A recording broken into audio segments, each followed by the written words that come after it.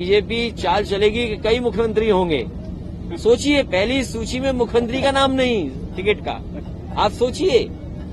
तो ये कई दावेदार बनाएंगे, जैसे उत्तर प्रदेश में इन्होंने 10 दावेदार बनाए थे, हर जाति का एक एक वोट लेने के लिए।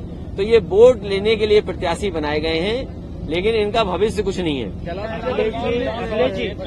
अखिलेश जी तो क्या महत्वपूर्ण कार्य किया जाएगा? मैंने अभी मंच से कहा, लक्ष्मण तिवारी जी ने कुछ बिंदु उठाए, जैसे कि घूम के जाना पड़ता है। टनल यहाँ क्यों नहीं? अगर टनल और जगह देश में बन सकती है, आप 1 लाख करोड़ का एक्सप्रेसवे बना सकते हैं लोगों की सुविधा के लिए, और ये लोगों की सुविधा के साथ साथ यहाँ की अर्थव्यवस्था को भी लाभ पहुंचेगा। आपके देश की बचत होगी चीजों की, इसलिए टनल जैसी सुविधा हो। गौवंश का इन्होंने सवाल उठाया, और इनके जो क्षेत्रीय सवाल हैं उसमें हम सहयोग करेंगे। अगर कोई विशेष बात भी होगी तो उसके भी पक्ष में हम। सबसे बड़ी बात कैलाश ने कहा है कि वो चुनाव लड़ने की इच्छा नहीं थी उनकी, और वो बड़े नेता हो गए हैं। कहीं ऐसा तो नहीं उनकी इच्छा किसी और दल से लड़ने की हो? नहीं। अखिलेश जी, सबसे बड़ी बात यह है कि जो हारने वाला दल है उससे कौन लड़ना चाहेगा?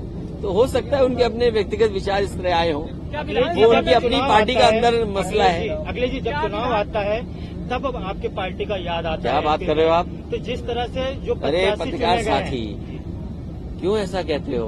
हम तो हमेशा मध्य प्रदेश को याद करते हैं, और मध्य प्रदेश तो हमेशा आते हैं हम लोग। नहीं, विधायकों के टिकट के लिए जैसे पुष्पराज सिंह हमारे आपके समाजवादी पार्टी में आए, और भी नेता आए, लेकिन चुनाव के बाद तो वो दिखते नहीं है। कोई बात नहीं, ये हमारी पार्टी नई है, हमने बहुतों को प्लेटफॉर्म दिया है, बहुतों को सम्मान दिया है, और ऐसा सम्मान दिया है दूसरे दल भी सम्मान दे रहे हैं। अरे कभी ये जो आप सवाल हमसे पूछ रहे हो, हमारा इकलौता विधायक था, सोचिए कितनी खातिरदारी होती थी उसकी।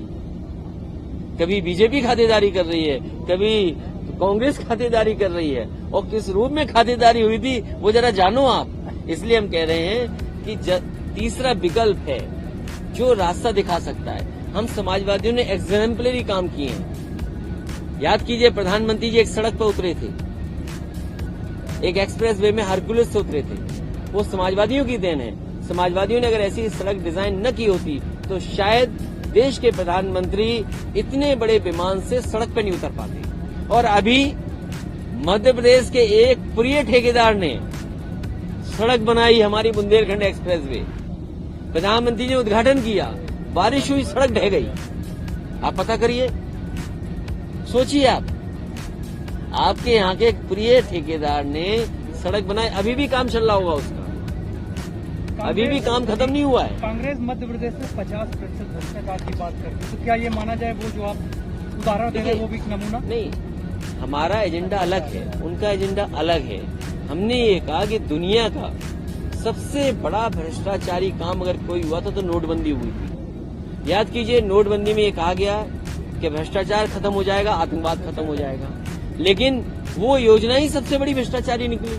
और फिर 2000 रुपए आने की वजह से उन्होंने कहा कि भ्रष्टाचार नहीं होगा, इसमें चिप है, 2000 पकड़ा जाएगा, हमारे पास ड्रोन है, उससे ढूंढ लेंगे। बताइए कहाँ चिप था? अपना ही छापा हुआ नोट खुद ही बंद कर दिया।